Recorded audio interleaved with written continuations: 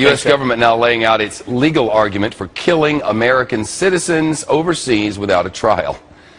But what about targeting people on U.S. soil? Can they now kill American citizens inside the country? The head of the FBI, when asked about that on Capitol Hill yesterday, stumbled around on this. Does that only apply to U.S. citizen that's overseas, or does that apply to U.S. citizen that's here? I'd have to go back. I'm not certain whether that was addressed or not. So that we have clarity here, he is not certain whether it was addressed, whether our government can kill our own people inside our own country. This really needs to be addressed. We can't just answer this question. No, the government doesn't kill our own people. We have a process for this. It's called the justice system. You file charges, you lock them up, you try them before a jury of their peers, and then that's how. They don't kill our own people. Judge, the question is, can they kill our own citizens inside our own country? Well, the answer, this is a question we have to ask. It's not a question that we should have to ask, and it's not a question that he should have evaded answering. I think he probably knows that the answer is no, but he doesn't want to frustrate his bosses, who articulated just 2 days earlier that the answer is yes. Because at a speech on Tuesday at Northwestern University Law School, the Attorney General of the United States manifested extraordinary ignorance of the Constitution of the United States and suggested the president can kill anybody he wants outside the United States if that person is dangerous, if that person has committed crimes, and if it's impractical to arrest that person. Not in the opinion of a jury, but in the opinion of the president and some secret advisors.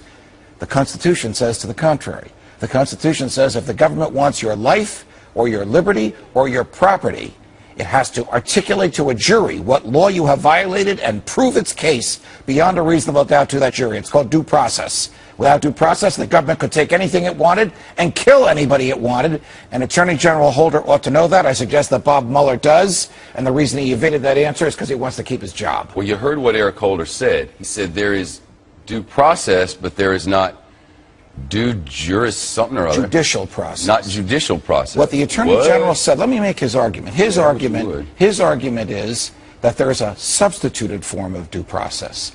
That if the president and his advisors carefully consider the danger of a human being and conclude that that human being needs to be stopped before that person causes any more danger, then the president can kill him. That's their argument.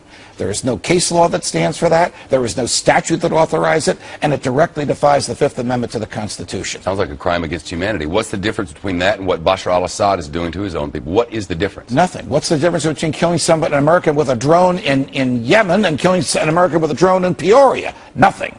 The same argument that Eric Holder made at the Northwestern Law School on Tuesday about al-Awlaki in Yemen could be made about somebody in Peoria tomorrow. You make an illegal lane change in Hollywood on the 101 freeway, and a drone will just shoot you out of the sky and throw you, bury you.